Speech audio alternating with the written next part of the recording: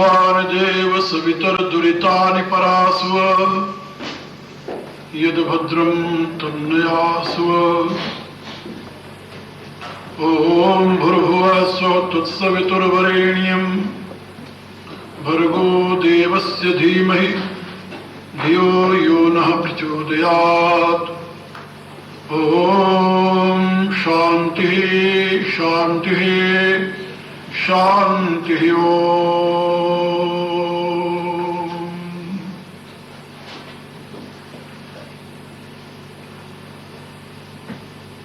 मेरी प्रिय आत्माओं, करुणानिधान भगवान की करुणा आप सभी के लिए सदैव कल्याणप्रद हो, यह मेरी आंतरिक शुभकामना।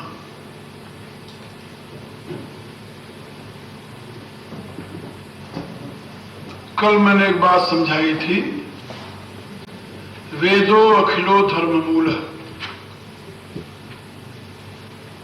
विश्व में जितने पदार्थ हैं,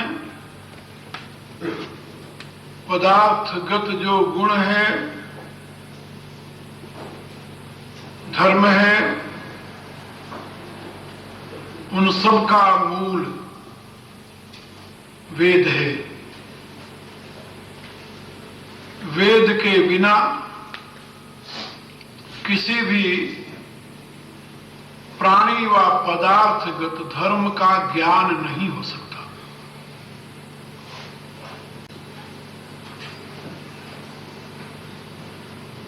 आज एक बात और आप लोगों को बताना है।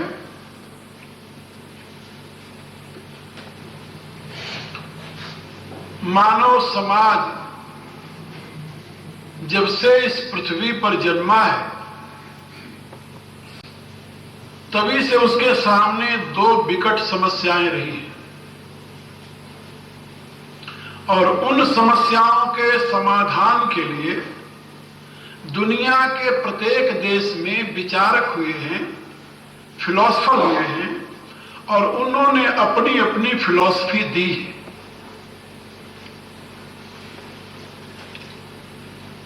उसमें वैदिक ऋषियों का अनुभव, अनुसंधान, ज्ञान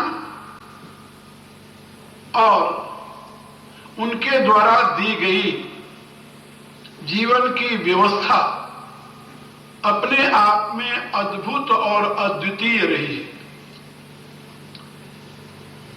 मैं अपने इतिहास के अनुसार ये कह सकता हूं कि लाखों वर्षों तक पृथ्वी के मनुष्यों ने वेद के विज्ञान के प्रकाश में अपने जीवन को विकसित करते हुए सुख, शांति और ऐश्वर्यमय जीवन बिताया। लेकिन जब से वेद ज्ञान का लोप होने लगा या लोप हो गया, तभी से मनुष्य समाज में अनेक प्रकार के नए नए मत, संप्रदाय, मजहब, रिलीजन खड़े हो गए, और इनके द्वारा मनुष्य जाति अनेक भागों में विभाजित हो गई और आपस में संघर्ष करके अशांति, असंतोष और दुख का भाजन बनी हुई है। मेरी राय है कि जब तक पुनः वह वैदिक विज्ञान मनुष्य के दिल दिमाग में अपना स्थान नहीं जमाता, तब तक कभी भी मानव समाज सुख और शांति का श्वास नहीं ले सकता।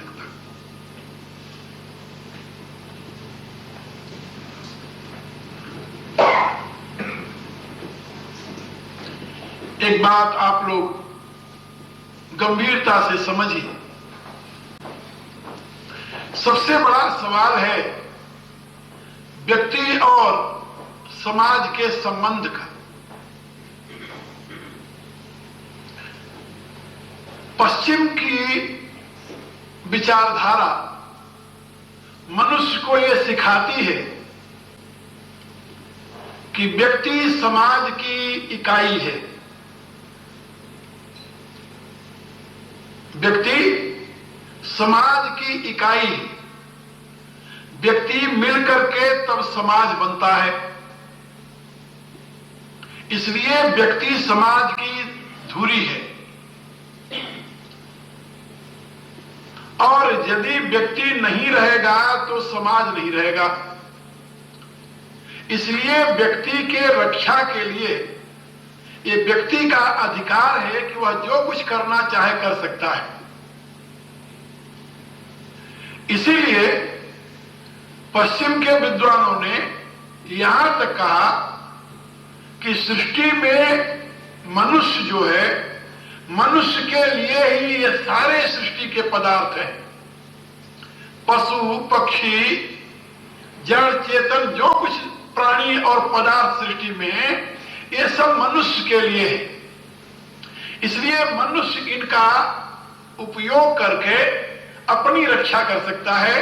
कहने का अभिप्राय कि यदि आप सारे पशुओं को मारकर खा जाओ तो कोई पाप नहीं है, कोई दोष नहीं इसमें, क्योंकि पशु है मनुष्य के लिए।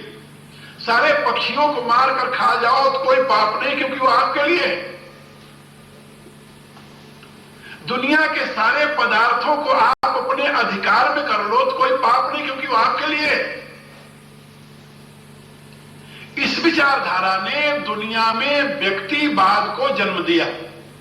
व्यक्तिवाद जानते हैं, जिसको हम अंग्रेजी में इंडिविजुअलिज्म कहते हैं, व्यक्तिवाद। और व्यक्तिवाद को जन्म देने का परिणाम क्या हुआ कि व्यक्ति अपनी पूर्ति के लिए, अपनी आवश्यकता की पूर्ति के लिए नहीं, अपनी वासना की पूर्ति के लिए, अपनी इच्छा की पूर्ति के लिए, अपने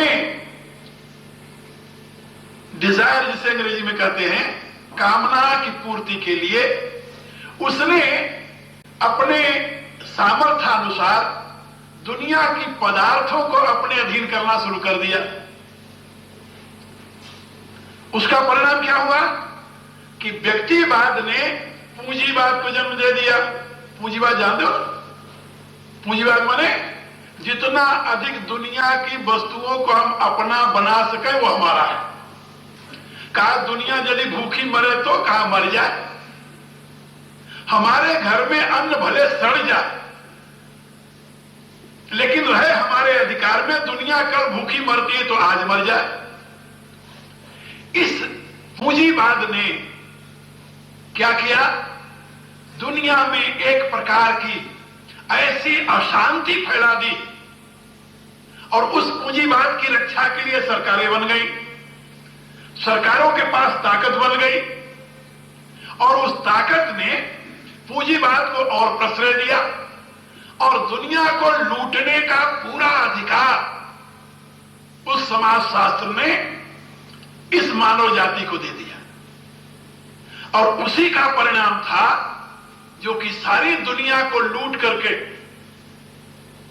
आप लोग तो जानते हो, हम भी उसी के शिकार रहे, आप भी उसी के शिकार रहे हो, सारी दुनिया को लूट करके इस पश्चिम जगत ने, इस यूरोप ने अपना घर भरा और त्राह त्राह मच गई दुनिया में। लेकिन भगवान का घर बड़ा विचित्र है, भगवान की व्यवस्था भी बड़ी विचित्र है। और इस लूट खसोट में अधिक भागीदारी किसकी हो? इस लड़ाई में से एक उसी में से व्यक्ति पैदा हो गया जो सारे यूरोप को तबाह करके रख दिया। उसका नाम क्या था? हिटलर। जानते हो? एक किसकी देन है? उस लूट खसोट की, और कोई दूसरा कारण नहीं था। लड़ने की क्या जरूरत थी आपस में?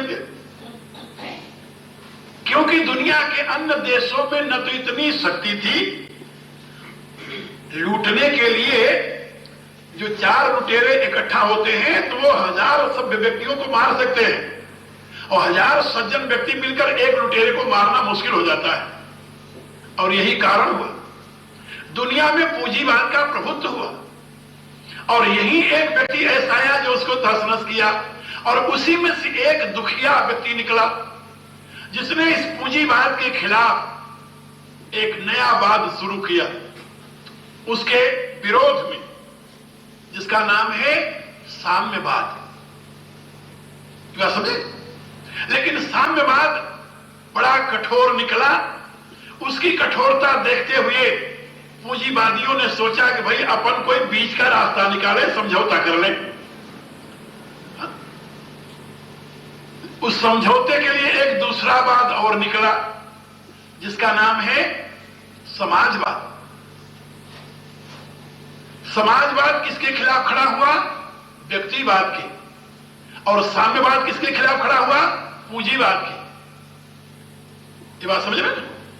तो पूंजीवाद और उसका जड़ व्यक्तिवाद, व्यक्तिवाद के खिलाफ समाजवाद, पूंजीवाद के खिलाफ साम्यवाद, ये दो वाद और खड़े हो गए।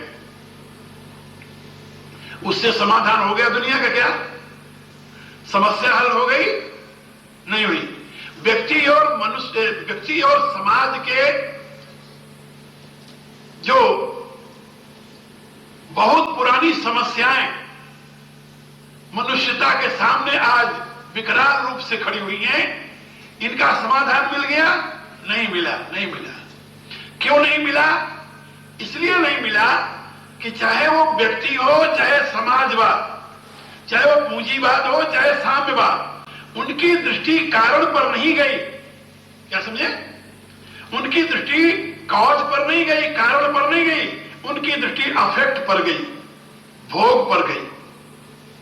भोक्ता का पता नहीं लगाया इन्होंने, भोग का पता लगाया। ये जो है ये सबका है, ये कहता नहीं ये मेरा है। ये कहता है इसको हम सब खाएंगे, वो कहता नहीं मैं अकेले खाऊंगा। लड़ाई इस बात की है। लेकिन कौन खाएगा, किस लिए खाएगा इसको, ये किसी ने विचार नहीं किया। जो युगों तक, हमारे यहां वर्षों की गणना नहीं होती, युगों की गणना होती है। सतयुग, त्रेता, द्वापर और अब हम कलयुग में जी रहे हैं। और ये एक बार नहीं, इस सृष्टि क्रम में ये 6 बार 7 बार घूम चुके, 7 बार। चारों युग एक बार नहीं, इस सृष्टि चक्र में। हाँ, और इतना ही नहीं, पूरी गणना यदि आप सुने तो आपको और हैरानी होगी। एकांत में बैठकर उसको कैलकुलेट करें तो आप सोचेंगे कितने करोड़ वर्षों का हमारा समाज है। 4,32,000 वर्ष का कलयुग, 8,64,000 वर्ष का द्वापर, 12,96,000 वर्ष का त्रेता और 17,28,000 वर्ष का सतयुग। इन चारों युगों को मिलाकर के एक चौकड़ी होती है। और 71 बार जब ये चारों युग घूमते हैं, 71 बार, तो उसको एक मनवंतर कहते हैं। एक मनवंतर, उसमें एक मनु बदल जाते हैं, ट्रांसफर हो जाता है उनका, या रिटायर हो जाते हैं, समझ लो, और उनके जगह पर दूसरे मनु आते हैं। अब तक इस कल्प में इस प्रकार से 6 मनवंतर बीत चुके हैं। यानी 21 बार, 71 बार, यानी 6 बार ये चारों युग बीत चुके। और ये 7वां मनवंतर चल रहा है। और 7वें मनवंतर में भी 27 बार ये चारों युग बीत चुके हैं। 27 बार। ये 28वां कलयुग है। और 28वीं बार भी सतयुग, त्रेता, द्वापर तीनों बीत चुका है। ये 28वां कलयुग है। 7वें मनवंतर का 28वां कलयुग।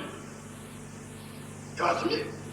और जिस पढ़ते हैं ना, ये मनुस्मृति जिस बेस पर लिखी गई है, उसके प्रणेता, समाज शास्त्र के प्रवर्तक जिस बेस पर लिखी गई वही नहीं है जो कि त्यों, याद रखो। उसके प्रवर्तक हुए हैं प्रथम मनु, स्वयंभू मनु। स्वयंभू मनु कब हुए हैं? पहले मनवंतर में। सबसे पहला इस कल्प का जो सतयुग प्रारंभ हुआ, उस सतयुग के प्रारंभ में स्वयंभू मनु हुए, इस मनवंतर के नहीं ना ना। ये मनवंतर जो चल रहा है इसमें तो कश्यप मनु का मनवंतर है, ये बात समझे। ये स्वयंभू मनु का मनवंतर नहीं है, जिसका 27 बार चारों युग बीत गए हैं, जिस मनवंतर की 28वीं चौकड़ी चल रही है, क्या बोलते हैं 28वां कलयुग चल रहा है, उस मनवंतर के प्रवर्तक स्वयंभू मनु नहीं है, वैवस्वत मनु है। ये वैवस्वत मनवंतर चल रहा है। अब आप सोचिए, स्वयंभू मनु से लेकर के अब तक जो भारत का समाज चलता रहा है, ये किसके प्रकाश में चला है? वेद की। और वेद ने जो दृष्टि दी, उस दृष्टि को मैं आप लोगों को सुनाने जा रहा हूं। और उस दृष्टि का सूत्रपात कहां है? ऋग्वेद के इस पुरुष सूक्त में। ये बात समझे। पुरुष सूक्त की जो महिमा मैं इतना गाता हूं, इसलिए नहीं गाता कि मैं वैष्णव हूं और उसके माध्यम से हम अपने विचारों को प्रचारित करना चाहते हैं। इसलिए कहते हैं कि इस पुरुष सूक्त ने हमें समाज शास्त्र दिया है, हमें अध्यात्म शास्त्र दिया है। हमें ये केवल व्यक्ति और समाज के संबंध को ही नहीं, व्यक्ति का समाज से, समाज का विराट से, विराट का उस परमेश्वर से, ब्रह्म से डायरेक्ट संबंध विश्लेषण किया है। इसके लिए हमारे यहां 3 शब्द आता है स्वराट वेद में। स्वराट, राट, विराट, ये 3 शब्द हैं। स्वराट माने ये अपना व्यक्ति का साम्राज्य, और राट माने आसमुद्र पर्यंता एक राट, ये पृथ्वी भर के मनुष्यों का एक साम्राज्य। और तीसरा विराट, अनंत ब्रह्मांडों का एक साम्राज्य। तो अनंत ब्रह्मांडों का जो अधिपति है उसको कहते हैं परमात्मा, और एक ब्रह्मांड का जो पति है, एक ब्रह्मांड का, वो है ईश्वर। और उसी रूप से एक ब्रह्मांड में एक पृथ्वी का जो पति है उसको कहते हैं सम्राट। क्या समझे? ये हमारा जो सम्राट पद है, सम्राट पद किसी राजा के लिए नहीं होता, ना ना। सम्राट तो उसे कहते हैं जो सारी पृथ्वी का अधिपति हो। तो स्वराट व्यक्ति को कहते हैं स्वराट, और सारे पृथ्वी का जो अधिपति उसको कहते हैं सम्राट। बात समझे? और बल्कि पुराणों में इसको और विश्लेषण किया गया है, स्वराट, सम्राट, विराट, महाविराट। और महाविराट से परे जो है उसको कहते हैं ब्रह्म। और वेद ने हमें यह बताया कि ये एक दूसरे से ऐसे इंटरलिंक्ड, अंग्रेजी का एक शब्द है आप लोग जानते होंगे, एक दूसरे से ऐसे संबंधित हैं कि इनको आप अलग अलग नहीं कर सकते। व्यक्ति को राष्ट्र से अलग नहीं कर सकते। यहां राष्ट्र माने, जैसे मैं बताया आपको, कोई एक छोटा सा देश नहीं, भूमंडल, पूरी पृथ्वी, जिसका अधिपति सम्राट कहा जाता है। और उस राज से आप उस विराट को अलग नहीं कर सकते। विराट उससे अलग नहीं हो सकता, अथवा वह विराट से अलग नहीं हो सकता। विराट का मूल केंद्र कौन है? कहा ये सूर्य। वेद में से बताया गया। क्या सूर्य से पृथ्वी कभी अलग हो सकती है? क्या रहा आप लोगों की? अच्छा, सूर्य से अलग होकर यह जी सकती है? क्या इस पृथ्वी पर जीवन हो सकता है? ये सारे प्रश्न का उत्तर होगा नहीं। ये बात समझे?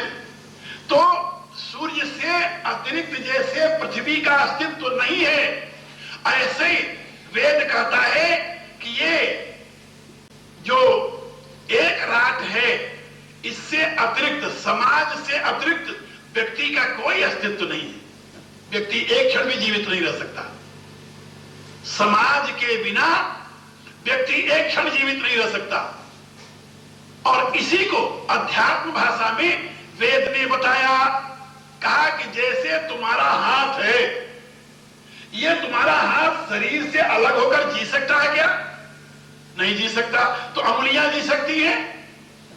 कोई नहीं जी सकता भाई। अच्छा, कौन सा ऐसा अंग है शरीर का महत्वपूर्ण जो इस शरीर से अलग होकर के भी अपना अस्तित्व रख सकता है? किसी का नाम दे सकते हो? मेरे विचार से तो कोई ऐसी वस्तु नहीं है। मेरे विचार में नहीं, आप लोगों के विचार में तो मुझे बता देना कि एक ऐसा शरीर में अंग है जो शरीर से अलग होकर के भी जीवित रह सकता है। और दुनिया के जितने व्यक्ति हैं, सभी के शरीरों का प्रत्येक अंग किसके लिए काम करता है? अपने लिए नहीं, सारे शरीर के लिए। इसी रूप से वेद कहता है कि भले आदमी, जैसे तुम्हारा एक एक अंग तुम्हारे सारे शरीर के लिए काम करता है, इसी रूप से इस समाज का प्रत्येक व्यक्ति पूरे समाज के लिए काम करता है। कोई ऐसा व्यक्ति नहीं जो ये कह दे कि मैं अपने लिए काम करता हूं अकेले। अज्ञानता में भले कह दे वो, लेकिन यदि विचार करेगा तो उसे पता चलेगा। जैसे आप दुकान करते हैं, दुकान में इतनी चीजें हैं, बेचते हैं आप, किसके लिए काम करते हैं भाई? किसके लिए दुकान करते हैं? अपने लिए। गंभीरता सोचो एकांत में बैठ करके कि दुकान तुम अपने लिए करते हो या समाज के लिए? क्या उत्तर मिलेगा? एक सज्जन थे, भारत में एक शहर है, वहां पर एक डॉक्टर रहा करते थे, बड़े फेमस डॉक्टर थे, बड़े फेमस। संयोगवश में वहां गया और वहां यही समाज शास्त्र का विषय मैं वेद के द्वारा समझा रहा था। और वो वहां के लोगों की दृष्टि में महानास्तिक व्यक्ति था वो डॉक्टर। रास्ते में चला जा रहा, कईयों ने उससे कहा कि एक स्वामी जी आए, उनको तुम जरूर सुनो। उसने कहा कि ठीक है सुनूंगा। तो कार में बैठकर बाहर, जैसे यहां से, तो यहां तो हम सड़क पर भोंपू नहीं लगा सकते ना, लेकिन भारत में तो ऐन खुलेआम लगता है, तो इधर इधर यानी 2 फरलांग तक सुनाई देता है। तो साहब आए, बाहर सड़क पर खड़े अपने कार में व्याख्यान सुनते रहे। एक दिन सुना, 2 दिन सुना, तीसरे दिन उन्होंने एक कागज भेजकर मेरे पास आदमी भेजा, क्या मैं आपसे मिल सकता हूं? उन्होंने कहा जरूर मिलिए। आ गए मेरे पास। जब वो आए मेरे पास, तो जो लोग बैठे हुए थे उन्होंने सबने नाक सिकोला ऐसे करके। तो मैंने पूछा, हम कहा भाई बात क्या है, कोई अछूत आदमी है क्या? अरे कहा महाराज ये तो महादुष्ट आदमी है, ये यहां कैसे आ गया आपके पास? हम कहा भाई दुष्ट हमेशा दुष्ट ही नहीं रहता। तो उन्होंने कहानी सुनाई कि स्वामी जी क्या बताऊं, पिछले साल यहां गांव के अगल बगल शहरों में हैजा फैल गया और ये व्यक्ति यानी डॉक्टर होने के नाते गांव में घूमता रहा। एक घर में गया जिसमें 4 आदमी पहले मरे हुए थे, एक 20 साल का लड़का था, वो हैजे तड़प रहा था और उसका बाप आया, रोकर इसे ले गया और कहा इसे इसका इलाज करो। ये कहता पहले 20 रुपया मेरा निकाल दो तब हम इसको इलाज करेंगे। और इसके इंजेक्शन लगाते ही वो लड़का मर गया, लेकिन उससे 20 रुपया बिना लिए वहां से चला नहीं। कहता कि मर गया तुम्हारा भाग्य, हमारा तो पैसा चाहिए क्योंकि हमने दवा लगाई। कहा ऐसा आदमी है और ये कैसे आपके पास आज आ गया? मैं उन लोगों को कहा कोई बात नहीं, मैंने समय दिया, मैं बात करूंगा उससे। खैर उसको बुलाया, मैं अंदर आ गया। मेरे से कहने लगा कि आपकी मैं 2-3 दिन से बातें सुन रहा हूं, एक बात मेरी समझ में नहीं आई। हम कहा कौन सी बात समझ में नहीं आई? कहा जो आप ये कहते हो कि प्रत्येक व्यक्ति जो काम करता है अपने लिए नहीं करता, ये बात मेरे समझ में नहीं आई। मैंने कहा बेटे तुम्हारे इसलिए समझ में नहीं आई कि तुम बच्चेपन में कॉन्वेंट स्कूल में पढ़े और कॉन्वेंट स्कूल में पढ़ करके यानी जाकर के यानी डॉक्टरी पढ़ने लगे और डॉक्टरी पढ़ करके यानी तूने एमडी की और एमडी करके पैसा कमाने लगे। तो तुम्हें जो शिक्षा मिली है वो कॉन्वेंट वाली पश्चिम वाली शिक्षा मिली है, तो ये मेरी बात तुम्हें समझ में कैसे आएगी? लेकिन अब मैं तुम्हें समझाऊंगा। तुम्हारे दुकान में कितनी दवाएं हैं? कहता बहुत है। हम कहा वो दवाएं किसके लिए हैं? तुम्हारे लिए, तुम्हारे परिवार के लिए। किसके लिए दवाएं हैं? चुप हो गया। मैं कभी सोचा तूने कि वो दवाएं किसके लिए हैं सारी? कहने लगा कि दवाएं तो रोगी के लिए होती हैं। हम कहा जो वस्तु जिसके लिए होती है उसकी होती है या जिसके कब्जे में होती है उसकी होती है? क्या रहे तुम्हारे? वो सोचने लगा, जो वस्तु जिसके लिए है उसकी है या जिसके कब्जे में है उसकी है? कहता ये बात जरा और क्लियर करके आप मुझे समझा दो। हम कहा तुम्हारे कितने बच्चे हैं? कहता मेरे 2 लड़के हैं 2 लड़कियां हैं। हम कहा लड़कियां दोनों तुम्हारी समय तुम्हारे कब्जे में हैं? बोले हाँ। हम कहा वो तुम्हारे लिए है क्या? बोले नहीं। हम कहा किसके लिए है? कहा ये तो हमारे समाज के नियम है, लड़कियां जो हैं वो किसी के लिए हैं, जो उनका पति होगा उसके लिए है। हम कहा इससे तुम समझ गए ना कि तुम्हारे कब्जे में होने के नाते तुम्हारे लिए नहीं है। वो कोई वस्तु किसी कब्जे में है इसलिए उसके लिए ऐसा नहीं कहा जा सकता। तुम्हारे अधीन है इसलिए तुम्हारे लिए ऐसा नहीं कहा जा सकता। हाँ, वो जिसके लिए है जब समय आएगा तुम उनको दे दोगे। वो कहता जी हाँ, ये समझ गए? बोले हाँ। हम कहा इसी रूप से तुम्हारे दुकान में जितनी दवाएं हैं वो रोगियों के लिए हैं। जो रोगी आएगा जिस दवा का पात्र होगा उसको तुम दे दोगे। बोले हाँ। हम कहा इसमें तुम्हारा रोल क्या है तुम जानते हो? तो रोगी ये नहीं जानता कि हमारे लिए कौन सी दवा है, ये रोगी को पता नहीं है। इसलिए परमात्मा ने ये अकल तुम्हें देकर भेजी। तुम केवल मीडिएटर हो, ये जानने वाले हो कि रोगी इस रोग पर ये दवा काम होती है और उस दवा को उठाओ उस रोगी को दे दो। दी है जो रोगी की चीज रोगी को दी है, तुम अपनी चीज उसको नहीं दिए। और रोगी की चीज यदि तुम रोगी को देते हो, कोई व्यक्ति लाकर मेरी चीज कोई मुझे दे देता है तो मेरे पर आसान करता है क्या? कहता नहीं, आसान तो नहीं करता, वो आपकी चीज आपको दे रहा है। हम कहा इसी रूप से जब तुम दवा किसी रोगी को देते हैं तो उस पर आसान नहीं करते।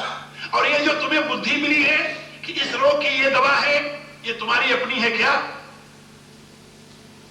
कहता नहीं, ये हमारी अपनी तो नहीं है। आखिर तुम जन्म से जानते हो? बोले नहीं। फिर कहा मेरे बाप ने मुझे पढ़ाया। हम कहा जिस यूनिवर्सिटी में तुम्हारे बाप ने पढ़ाया वो यूनिवर्सिटी तुम्हारे बाप ने बनवाई थी? बोले नहीं। हम कहा फिर किसने बनवाई थी? बाप ने तुम्हारे फीस दिया? बोले हाँ। हम कहा उस फीस से यूनिवर्सिटी बनी या यूनिवर्सिटी में पढ़ाने वाले को फीस मिला? वो कहता कभी सोचा ही नहीं है। हम कहा इस देश के प्रत्येक नागरिक के खून की कमाई से यूनिवर्सिटी बनी है। जिस यूनिवर्सिटी में पढ़ाने और सारी व्यवस्था की है सरकार ने। सरकार को कौन चलाता है? सारी जनता चलाती है, सब उसमें हिस्सा देती है।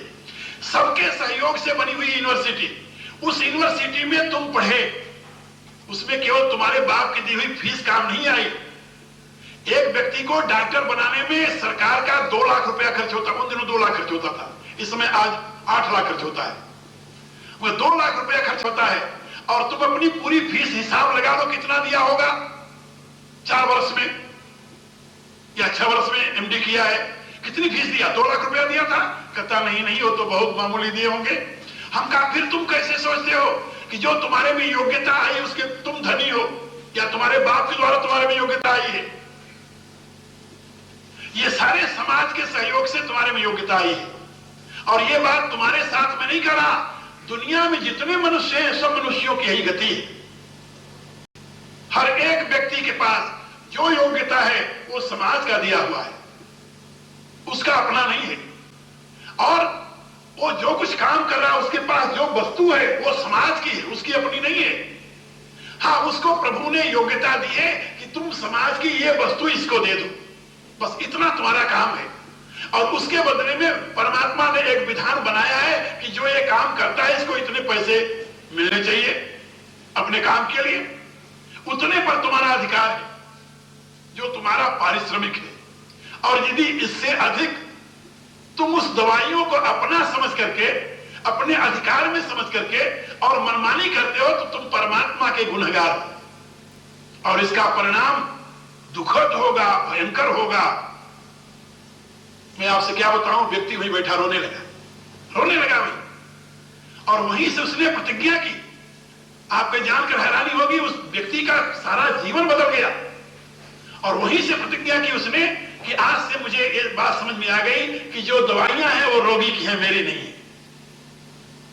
सारी जिंदगी बदल गई। और अब उस नगर में जितने धार्मिक स्थान हैं सबका प्रेसिडेंट वो बना हुआ है, क्योंकि हर एक धार्मिक स्थान में सबसे ज्यादा दान देता है। और लोग कहते हैं कि गुरुजी ने तो इसका दिमाग ही बदल दिया, राक्षस से देवता बना दिया। यानी किस समय किसकी जिंदगी बदल जाए कौन जानता है। तो मैं आप लोगों को ये बता रहा था, ये वैदिक विज्ञान है। वेद ने हमें ये बात समझाई है कि व्यक्ति का अपना कुछ नहीं है, इसमें जो कुछ है वो समाज का है। ये समाज नहीं, राष्ट्र जिसे मैं कह रहा हूं वो समाज, राष्ट्र, वो राष्ट्र का है, उसका अपना कुछ नहीं है। और जैसे हमारी एक अंगुली इस हमारे शरीर का अंग है, ऐसे व्यक्ति समाज का केवल एक अंग है। अच्छा, यदि आपसे मैं पूछूं कि व्यक्ति से समाज बना है या समाज से व्यक्ति बना है, क्या बताएंगे आप? व्यक्ति से समाज पैदा होता है या समाज से व्यक्ति पैदा होता है? व्यक्ति माने एक, समाज माने दो। अच्छा, दो से एक पैदा हुआ है या एक से दो पैदा हुआ है? क्या बताएंगे आप जरा? कोई यहां ऐसा खड़ा हो सकता है कि मैं एक से पैदा हुआ हूं, यानी केवल बाप से या केवल मां से? हो सकता है? कोई नहीं हो सकता, असंभव है। बिना समाज बने व्यक्ति बन ही नहीं सकता। समाज बने दो और व्यक्ति बने एक, तो दो से एक पैदा होता है, एक से कभी दो नहीं पैदा हुआ। एक से जहां दो पैदा होता है वो मूल है, वो मूल है, उसको ब्रह्म कहते हैं। उस ब्रह्म में कोई सृष्टि नहीं है, ये बात याद रखो। और वह ब्रह्म जब एक से दो बनता है तभी दो से एक आगे पैदा होना प्रारंभ होता है। मनुस्मृति के प्रथम अध्याय में पढ़िए, वह स्वयं परमात्मा अपने आप को एक विशाल हिरण्यगर्भ के रूप में प्रकट करता है, जिसके लिए वेद कहता है, यजुर्वेद ऋग्वेद दोनों में मंत्र है, हिरण्यगर्भ संवर्तताग्रे भूतस्य जाता पतिरेक आसीत् सदाधार पृथ्वी द्यामुतयतु कस्मै देवाय हविषा विधेमा। तो वो जो हिरण्यगर्भ होता है, तो हिरण्यगर्भ स्प्लिट होकर के दो भागों में विभक्त हो जाता है। और उसी को मनुस्मृति में बताया गया है कि वह हिरण्यगर्भ दो भागों में फट करके अलग अलग हो जाता है। एक हिस्सा उसका दिव होता है और दूसरा हिस्सा उसका पृथ्वी होती है, ये वेद में कहा गया।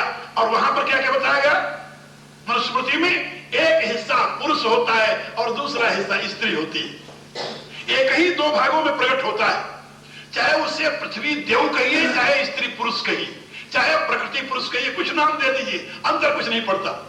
ये पृथ्वी शब्द का प्रयोग जहां वेद में हुआ है वहां पर ये भूमि के लिए नहीं है, ना। पृथ्वी माने भूमि माने अलग अलग अर्थ होते हैं इसके। अभी तो अपन प्रयोग करते हैं ना, भूमि पृथ्वी कुछ कर दिए, लेकिन ऐसा है नहीं। माता भूमि पुत्रो हम पृथिव्याम। वेद ने एक ही जगह दो शब्द अलग अलग क्यों प्रयोग किए, यदि दोनों के माने एक है तो? इसको समझो, ये अपने आप में एक बहुत बड़ा विज्ञान रखता है। और जब इसको समझोगे तब पता चलेगा कि किस प्रकार से वेद के शब्द अपने में अर्थ का विस्तार करते हैं। माता भूमि, जब यानी पुरुष और स्त्री दो भागों में बट गए, अलग अलग हो गए, तो पुरुष के प्रकाश में स्त्री से संतान उत्पन्न होने लगी। पुरुष के प्रकाश में, पुरुष के तेज से, आज भी बीर्ज को तेज ही कहते हैं हमारे यहां, तो पुरुष के तेज से स्त्री के माध्यम से संतान पैदा होने लगी, पुत्र पैदा होने लगे, यानी दुनिया पैदा होने लगी। और यही बात वेद कहता है कि जब वह एक ही तत्व दो भागों में विभक्त हुआ तब उसने सृष्टि प्रारंभ की। अकेले जब तक था तब तक कोई सृष्टि नहीं हुई। एक से जब दो हुआ तो दो से सृष्टि का प्रारंभ हुआ। और उस दो में एक पृथ्वी और दूसरा दिव, इनको वेद में विभिन्न नामों से संबोधित किया गया है, विभिन्न नामों से इन दोनों को, द्यावा पृथिव्यो। और ये दो साथ साथ ही कहे जाते हैं। और इनमें जो प्रकृति है पृथ्वी है वही नारी तत्व है, मातृ तत्व है, इसलिए माता भूमि। और जो दिव है, तेज में है, पुरुष है, वही पुरुष तत्व है। एक बात ये याद रखो कि जैसे इस सृष्टि के लिए, पृथ्वी पर की सृष्टि के लिए सूर्य जिम्मेदार है। सूर्य यदि न हो तो पृथ्वी पर जीवन पैदा नहीं हो सकता। इसी रूप से यदि पुरुष न हो तो स्त्री के माध्यम से कोई संतान पैदा नहीं हो सकती। लेकिन जैसे इस पृथ्वी पर जन्म लेने वाले प्रत्येक व्यक्ति के शरीर का निर्माण सूर्य से नहीं पृथ्वी से होता है, इसलिए शरीर का एक नाम है पार्थिव। पार्थिव माने पृथ्वी से बना हुआ। इसी रूप से प्रत्येक बच्चे के शरीर का निर्माण माता के रक्त से होता है। ये तो आप लोग जानते हो, माता के रक्त से। मां के रक्त से ही तो बच्चे का बनता है सारा। अब आप समझिए, वेद यही बात समझाता है आपको कि ये पृथ्वी पर जो कुछ है इसमें इंडिविजुअल कुछ नहीं है, जो कुछ है वह सब यूनिवर्सल है। और इसको 4 भागों में वेद ने विभाजित किया है, 4 भागों में। तो 3 भाग उसके तो ये हैं, अध्यात्म, अधिभूत और अधिदैव। और इन तीनों से परे एक और है जिसको न अध्यात्म कहते हैं, न अधिभूत कहते हैं, न अधिदैव कहते हैं। उसके लिए गीता में एक शब्द प्रयोग हुआ है। गीता में एक शब्द प्रयोग हुआ है, अधियज्ञ। अधियज्ञ सुना होगा। अधियज्ञम अहम एव अत्र अस्मिन्। इस शरीर में अधियज्ञ मैं हूं, भगवान कहते हैं। लेकिन उसे वेद ब्रह्म कह करके संबोधित करता है। ईश कह करके संबोधित करता है। ईशावास्यम इदम सर्वम, इसकी व्याख्या मैंने उसको बताया। तो अभी आप लोगों को जो मैं बताने जा रहा हूं वो ऋग्वेद के इस 10वें मंडल के पुरुष सूक्त का ये पहले मंत्र की व्याख्या है, जिसको मैं अभी तक आपको समझाया। सहस्र शीर्षा पुरुषः सहस्राक्ष सहस्रपाद। हजारों पांव वाला, हजारों आंखों वाला, हजारों सिरों वाला पुरुष एक है, एक पुरुष है। ये बात समझे?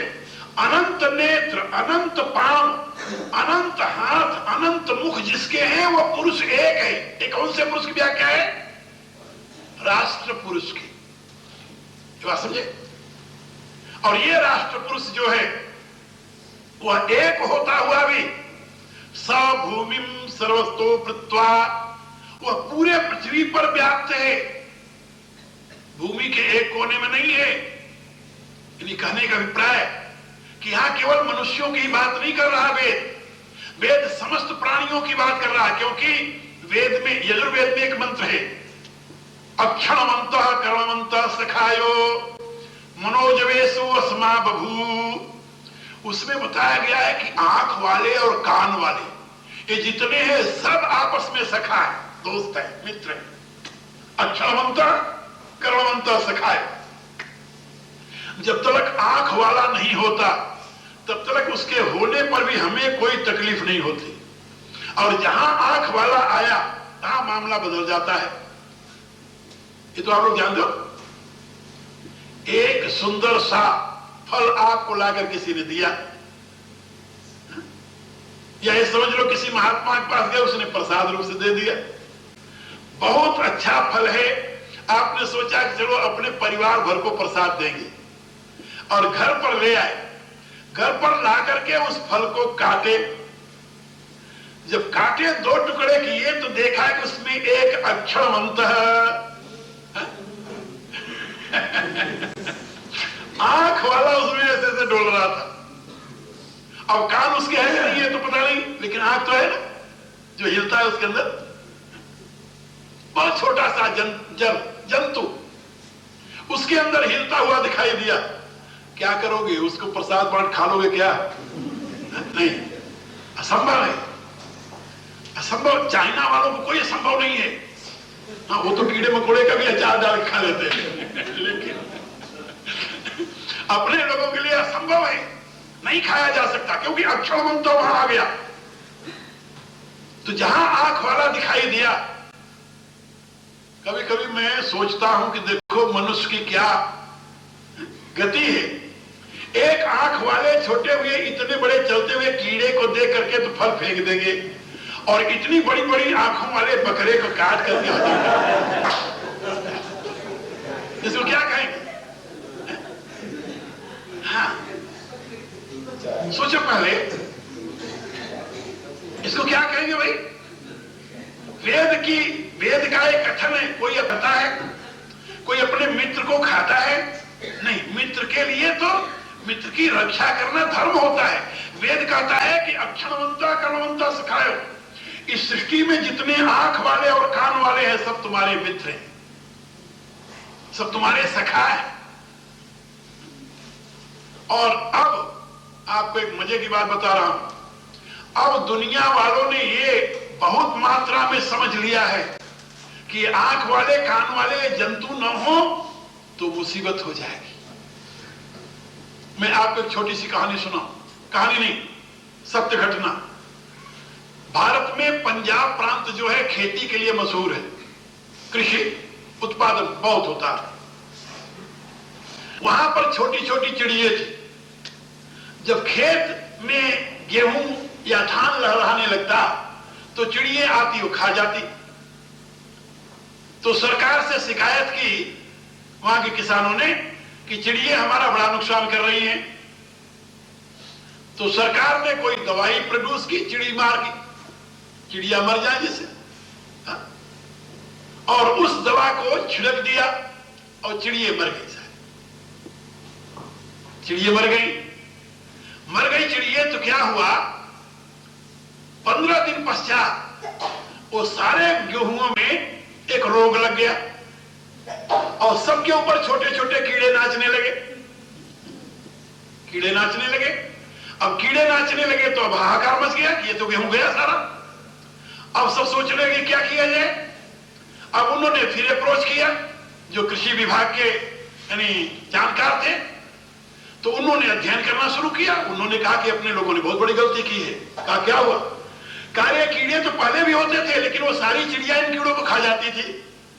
लेकिन अब चिड़िया तो सारी मार दी, इन कीड़ों को कौन खाएगा? अब कीड़े सारा गेहूं खाएंगे और सारा गेहूं नष्ट हो गया। और फिर उन लोगों को कोशिश करनी पड़ी कि वो चिड़िया फिर कहीं से बुलाया जाए। हाँ, क्योंकि सृष्टि में जितने जानवर हैं, ये सांप जो होता है ना, सांप, ये जानते हो क्या करता है? जितनी औषधियां हैं उनमें जो जहर होता है और जहर से जो वायु बहती है ना, उस सबको सांप पीता है। जितने जहरीले जंतु हैं वो सब इस सृष्टि के जहरीले वायु को पान कर जाते हैं, जिससे वो जमीन आपके रहने योग्य बनती है। यदि ये जहरीले जीव न हो तो आप जीवित नहीं रह सकते। ये बात याद रखिए। सृष्टि में हर एक प्राणी का हर एक अपना स्थान है, महत्व है। लेकिन जो अकल के धनी हैं, बहुत अकल वाले, जो परमात्मा से भी ज्यादा अपने आप को अकलवान मानते हैं, उनकी बात क्या कहा जाए। एक सज्जन थे, वो चले जा रहे थे तो एक जगह, यानी क्या बोलते हैं उसे, आप लोग काशी फल कहते हैं, कोहड़ा जानते हो? हाँ, अरे सब यूपी का रहने वाला है। तो हाँ, कोहड़ा जा रहे थे। हाँ, कुमड़ा के देखा लंबा लंबा ढोल ऐसा पड़ा तो कहने लगे परमात्मा कितना मूर्ख है, पतली पतली बेल उसमें और इतने बड़े बड़े फल लगा दिए। का बड़ा नालायक है। यदि मेरे से राय लेता तो कम से कम उसको समझाते कि ऐसा नहीं करना चाहिए। आगे गए तो एक बड़गद का पेड़ देखा, बड़गद का इतना बड़ा पेड़, छोटे छोटे फल। कहा सही में परमात्मा मूर्ख है। उतने पतली पतली डालों में इतने मोटे मोटे फल और यहाँ इतने बड़े बड़गद के पेड़ में इतने छोटे छोटे फल। बहुत नालायक है परमात्मा।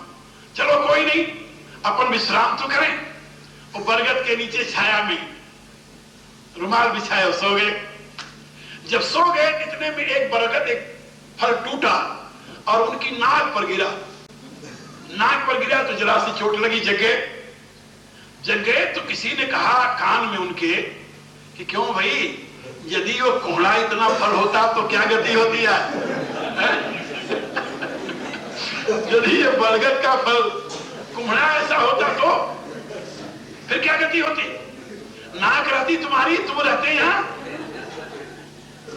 तब उनको होश आया कि नहीं, परमात्मा सही में वो सर्वज्ञ, जो प्रभु करते हैं बिल्कुल ठीक करते हैं। इसलिए वेद ने यहां पर ये समझाया कि सृष्टि में जितने आंख वाले और कान वाले हैं ये सब तुम्हारे मित्र हैं।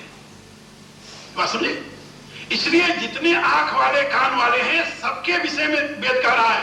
सहस्र शीर्षा पुरुष सहस्राक्ष सहस्रपाद, अनंत सिरों वाला, अनंत पैरों वाला, अनंत आंखों वाला एक पुरुष है। पुरुष एक है, दो नहीं। यहां एक वचन है पुरुष के लिए। सहस्र शीर्षा पुरुष, पुरुष एक है, लेकिन आंख पांव हाथ उसके अनंत है। सबके हाथ पांव उसके हाथ पांव हैं, सबकी आंखें उसकी अपनी आंखें हैं, क्योंकि उसी की आंख से तो सब देख रहे हैं। यही बात वेद के दूसरे मंत्र में बताया गया। सूर्यो यथैको भुवनस्य चक्षुर। दुनिया में जितने आंख वाले किसके प्रकाश में देखते हैं? कहा सूरज के। सबकी आंख एक है या अलग अलग? क्या कहेंगे आप? एक सरल भाषा में समझ लें, हम यहां इतने लोग बैठे हुए हैं और सब इसी स्पेस से ऑक्सीजन ले रहे हैं, ले रहे हैं ना? नाक तो सबकी अलग अलग है, लेकिन नाक से लेने वाली ऑक्सीजन भी अलग अलग है। क्या इसका बंटवारा आप कर सकते हैं? क्या रहा है? इस पर अपना अधिकार जमा सकते हैं कि ये ऑक्सीजन मेरी है, तुम्हारी नहीं, तुम्हें नहीं लेने दूंगा? नहीं। सबके नाक अलग अलग हो सकते हैं, फेफड़े अलग अलग हो सकते हैं, लेकिन नाक और फेफड़े को जिंदगी देने वाला ऑक्सीजन एक है, वह परमात्मा का है। जहां परमात्मा का है वहां अद्वैत है, वहां एकत्व है। इसलिए पुरुष एक है, जीवन का स्रोत एक है और शरीर अलग अलग है। सब शरीरों का एक स्रोत है, इसलिए सब शरीरों को मिलकर एक की ही उपासना करनी चाहिए। इसलिए वेद का कथन है समगच्छध्वम संवदध्वम समो मनांसि जानताम। तुम सभी साथ साथ मिलकर के चलो, तुम सभी साथ साथ मिलकर के वार्तालाप करो। समगच्छध्वम संवदध्वम समो मनांसि जानताम। और सब मिलकर के एक साथ उस जानने वाले तत्व को जानो, अपने मन के द्वारा, अपनी बुद्धि के द्वारा, अंतःकरण के द्वारा उस जानने वाले तत्व को सब एक साथ जानो। यदि अलग अलग जाने तो कहा फिर उतना लाभ नहीं होगा। घर में एक ज्ञानी हो और यदि 10 अज्ञानी हो तो ज्ञानी का जीवन भी नरक बन जाएगा वहां। क्या समझे? इसलिए समो मनांसि जानता, तुम सब एक साथ अपने मन से उस जानने वाले को जानो। जानने वाला कौन? जो परमात्मा है, उसको जानो। और देवा भागम यथा पूर्वे, पूर्वे यथा देवा संजाना, जैसे पूर्व काल में देवताओं ने सब मिलकर के उसको जाना, उसको समझा, उसका अनुभव किया। देवा भागम यथा पूर्वे संजानाना उपासते, और उसकी उपासना की और उसके द्वारा प्रदत्त भाग को स्वीकार किया। ऐसे तुम सब मिलकर के उस परमात्मा को जानो, जान करके उसकी उपासना करो और उसके दिए हुए इस जगत के अपने हिस्से का प्रयोग करो। तेना तेन भुंजी था मां हृदय का सुधन, ये वेद का निर्देश है। इस मंत्र में, वेद के प्रथम यानी पुरुष सूक्त के प्रथम मंत्र में, ये समाज शास्त्र का सूत्र निहित है। वेद कहता है कि व्यक्तियों के समूह का नाम समाज नहीं है, समाज ने तो व्यक्ति को बनाया है। ये बात समझे? समष्टि से व्यष्टि है, व्यष्टि से समष्टि नहीं है। यदि कोई कहता है कि किरणों के समूह का नाम सूर्य है तो सूर्य को नहीं जानता। क्या समझे? यदि कोई कहे कि किरणों के समूह का नाम सूर्य है तो सूर्य को नहीं जानता। जो कोई कहे बूंदों के समूह का नाम समुद्र है, वो समुद्र को नहीं जानता। ऐसे ही यदि कोई कहे व्यक्तियों के समूह का नाम समाज है तो समाज को नहीं जानता। वेद कहता है उसकी भ्रांत धारणा है। जैसे समुद्र से बूंदे हैं, जैसे सूर्य से किरणें हैं, ऐसे समाज से व्यक्ति है। इसलिए व्यक्ति को चाहिए कि वह समाज के लिए अपना सर्वस्व समर्पित करे तो समाज के हित में उसका हित हो जाएगा। क्योंकि आप एकांत में बैठ कर देखिए, जो व्यक्ति जहां है वही काम कर रहा है, किसके लिए? समाज के लिए। समाज के लिए काम कर रहा है। आप नौकरी करते हैं, समाज के लिए काम कर रहे हैं। आप फैक्ट्री में कोई चीज बनाते हैं, समाज के लिए बना रहे हैं। आप दुकान पर कुछ बेचते हैं, समाज के लिए बेचते हैं। और यदि समाज न होता तो फिर आप क्या करते? आप करने की बात तो बाद में रही, आप होते कि ना होते पहले याद करो। आपका अस्तित्व ही ना होता। इसलिए वेद इस समग्रता की बात करता है आपको, वह समग्रता का रहस्य समझाता है आपको यह बताता है कि यहां पर जो कुछ है कुछ भी इंडिविजुअल नहीं है। इसलिए वेद का सिद्धांत व्यक्तिवाद, समाजवाद, पूंजीवाद और साम्यवाद, इन चारों वादों से बिल्कुल भिन्न है। ये बात समझे?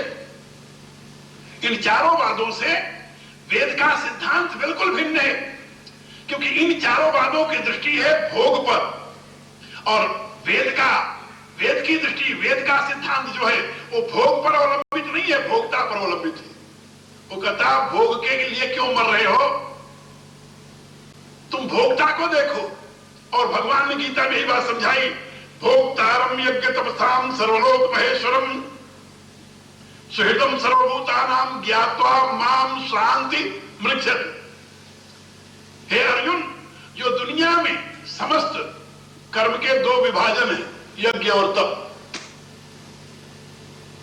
एक और नई बात सुन लो, कर्म के दो भेद हैं, यज्ञ और तप। जो अपनी शुद्धि के लिए आप करते हैं, जो आपसे संबंधित है, वो है तप। और जो समाज से संबंधित है उसे कहते हैं यज्ञ। बस में और व्यक्ति से और समाज से, दोनों से संबंधित जो तप और यज्ञ है, इन दोनों का आधार कौन है, भोक्ता कौन है? वह परमात्मा। व्यक्ति के शरीर में आत्मा रूप से और समाज के शरीर में वह विराट रूप में या राष्ट्र पुरुष के रूप में परमात्मा ही दोनों का भोक्ता है। भगवान कहते हैं यदि भोक्ता एक है ऐसा समझ करके, जो सबका परम सुहृद मैं हूं ऐसा समझ करके जो मेरी उपासना करता है वो परम शांति को प्राप्त हो जाता है। आप भोजन करते, ये तप है। भोजन किसके लिए कर रहे हैं? अपने इस इंडिविजुअल शरीर की रक्षा के लिए। इसको तप कहा गया है। और भोजन करने के पश्चात जब खेत में काम करने लगे तो यज्ञ हो गया वो। अच्छा, भोजन करके सो जाए तो फिर क्या करोगे? भोजन करें और काम न करें, भोजन करके सो जाए, वो क्या होगा फिर? कल्पना करो, का कोई ऐसा व्यक्ति नहीं है जिसके शरीर से कुछ डिस्चार्ज न होता हो। जब आप बाहर से अंदर लोगे तो अंदर से बाहर अपने आप जाएगा, उसको आप रोक नहीं सकते। और जहां अंदर से बाहर जाने वाले को आपने रोका वहीं आप मरे। बात याद समझो। तो जो आप अंदर लेते हैं वो तप की प्रक्रिया है, क्योंकि अंदर जाकर तपता है। ये तो आप जानते हैं। उसे तप क्यों कहा जाए? तो शास्त्रकारों ने कहा कि अंदर जाकर वो तपता है, इसलिए तप कहा जाता है। वो जो आप अंदर लेते हैं जाकर तपता है कि नहीं? भोजन करते हैं तपता अंदर की नहीं? तभी तो हजम होता है। अग्नि जलाती है कि नहीं जलाती उसे शरीर के अंदर। इसलिए जो कुछ आप ग्रहण करते हैं इस शरीर में वो तपता है, इसलिए उसे तप कहते हैं। और जो कुछ आप बाहर देते हैं वो देते हैं, वो जाता है, इसलिए उसे यज्ञ कहते हैं। बस तप के बाद यज्ञ ये सहज है। तप और यज्ञ ये दोनों जोड़े हैं, इनको कोई बंद नहीं कर सकता। और जहां बंद करेगा वहीं मरेगा। इसलिए भगवान ने ये बात कही गीता में कि यज्ञ और दान और तप ऐसे कर्म हैं जिनका कभी त्याग नहीं करना चाहिए, और त्याग होते नहीं। तो वेद कहता है कि ये जो दो प्रकार की तुम्हारी क्रियाएं हैं ये सब एक से ही संबंधित है। इसलिए पूंजीवाद, व्यक्तिवाद, समाजवाद, साम्यवाद, इन चारों को नमस्कार करके यदि आप इस वैदिक दृष्टिकोण को अपनावें, जैसा कि भारत में था, प्राचीन काल से लेकर अब तक चला आया। भारत में कभी आपने समाजवाद सुना था? नाम कभी किसी पुस्तक में पढ़ सकते हैं? वेद से लेकर हनुमान चालीसा तक तो मैंने पढ़ा है, हमें तो कहीं नहीं मिला। और आज भारत में जो अफरा तफरी मची है, जो भारत की दुर्गति हो रही, जानते हो किसकी देन है? ये वही समाजवाद की देन है। दुनिया में जहां कहीं अनर्थ हो रहा है ये उसी की देन है, क्योंकि व्यक्ति समझ नहीं रहा कि समाजवाद है क्या भला, दुहाई देता चला जा रहा है। व्यक्ति को पता नहीं साम्यवाद क्या है, दुहाई देता चला जा रहा है। पहले लोगों को जब कहा गया कि संपत्ति सबकी होगी है कि नहीं होगी, लोग कहे हाँ चलो हमें बिना काम किए संपत्ति मिल जाएगी। मैं आपको एक घटना सुनाऊं। अमेरिका में एक बिलियनर था, बहुत बड़ा धनी। उसके पास एक व्यक्ति चला गया समाजवादी, और खड़े होकर के वो व्याख्यान देने लगा और उससे कहने लगा कि ये जो तुम्हारे पास संपत्ति है सारी दुनिया नहीं सबका है और इसको तुम्हें समाज को दे देना चाहिए। सारी व्याख्या उसने सुन लिया। जब सुन लिया, सुनने के बाद उसने कहा कि आपको और कुछ कहना है कि इतने? कहता नहीं, हमें तो इतने कहना है। वो अपना गल्ला खोला, उसमें से 5 सेंट निकाला। 5 सेंट, सेंट जानते हो अमेरिकन, यहां भी सेंट होता है पैसे। निकाल करके उसके हाथ पर रख दिया, कहा ये ले जाओ। वो कहता है क्या दे रहे हो? कहता ये तुम्हारा हिस्सा है हमारी संपत्ति का, हमारी जितनी संपत्ति है उसमें ये तुम्हारे हिस्से का हम तुम्हें दे रहे हैं, बाकी और जितने दुनिया के मनुष्य हैं सबको भेज दो, हम सबको दे देंगे उनका हिस्सा। वो कहता क्या मजाक कर? कहा मजाक नहीं कर रहा हूं, ये जो सिद्धांत है ये केवल तुम्हारे लिए और तुम्हारे देश के लिए नहीं है, ये सिद्धांत तो पूरी पृथ्वी के मनुष्यों के लिए है ना। वो कहता हाँ। कहा तो पृथ्वी में जितने मनुष्य रहते हैं उनके हिस्से में मेरी संपत्ति का 5 सेंट आता है। अब कौन वहां हिसाब करने जाए कितना आता है? उसने कहा तुम 5 सेंट लेकर जा, बाकियों को कह देना सब आएंगे सबको दे दूंगा। फिर वो कहने लगा मूर्ख, तुम क्या समझते हो कि बिना मेहनत किए, बिना प्रयत्न किए जो कुछ तुम्हें मिल जाएगा या जो किसी के पास है उसको तुम ले लोगे, उससे तुम सुखी हो जाओगे? यह सुख का रास्ता नहीं है। सुख का रास्ता यह है कि पहले तुम अपनी योग्यता के अनुसार मेहनत करो और मेहनत के पश्चात आवश्यकता जितनी हो उसमें से लेते रहो। बिना मेहनत किए दूसरे की संपत्ति छीनने की प्रक्रिया ये न्याय संगत नहीं कही जा सकती, ये कोई नीति नहीं हो सकती। दूसरी बात उसने और एक कही, वो भी ध्यान से सुनिए आप। वो कहता है कि यदि हमारे पास ये संपत्ति है तो तुम जानते हो इस संपत्ति को मैं अपनी नहीं मानता, संपत्ति का मैं डायरेक्टर अवश्य हूं, लेकिन इस संपत्ति से आज 1 नहीं 10 लाख आदमी काम कर रहे हैं और 10 लाख आदमियों की जीविका के साधन बना हुआ है। अब आप सोचिए, वो कहता है परमात्मा ने मुझे ज्ञान दिया है, मैं 10 लाख व्यक्तियों की रोटी का व्यवस्था कर दिया, और यदि वही ज्ञान तुम लेकर के मेरे पास आए हो, मेरे संपत्ति में हिस्सा मांगने, तुम्हारा 5 पैसा है लेकर चले जाओ, या तुम भी अपने ज्ञान का प्रयोग करो। हमारे यहां बड़े बड़े सम्राट हुए भारत में, राजा नहीं सम्राट, और इसी दृष्टि से उन्होंने विश्व का संचालन किया है। ये बात समझे? ये वैदिक विज्ञान हजारों नहीं लाखों वर्षों तक भारतीय जनता के जीवन का आधार बना, लेकिन महाभारत के पश्चात 3000 वर्ष तक ये प्रक्रिया चली। 2500 वर्ष, महाभारत से 2500 वर्ष, 2500 वर्ष तक भारत की वो प्रक्रिया जब क्यों चलती रही। उसके बाद में धीरे धीरे नष्ट होने लगी और नष्ट होकर के क्षीण प्राय हो गई। उसका रास्ता जब बदल गया और हिंसा का तांडव होने लगा, तब वहां पर भगवान बुद्ध का आविर्भाव हुआ। और भगवान बुद्ध ने जो एक सबसे बड़ी गलती की, उसको मैं गलती कहता हूं, हाँ, और मैंने ही नहीं, मेरे आचार्य गोस्वामी तुलसीदास जी ने भी कहा है कि भगवान बुद्ध के जीवन में एक बहुत बड़ी गलती हुई, और उस गलती का परिणाम यह रहा कि जो निंदित भयो प्रगट बुद्ध अवतार, उन्होंने कहा, गोस्वामी जी कहा कि एक बहुत बड़ी गलती हुई कि जो इस भारतीय समाज रचना का मूल रीढ़ थी, उसको उन्होंने अस्वीकार कर दिया। अस्वीकार क्यों किया? लड़ाई के डर से, क्योंकि लड़ाई करना ये सबके बस की बात नहीं है। जब उनसे लोगों ने कहा कि नहीं, ये जो मैं कर रहा हूं ये वेद में लिखा हुआ है, तो उन्होंने कहा तुम्हारे ऐसे वेद को नहीं, मैं नहीं मानता, जाओ, बात खत्म हो गई। तो लड़ाई के डर से उन्होंने वेद को ही अस्वीकार कर दिया।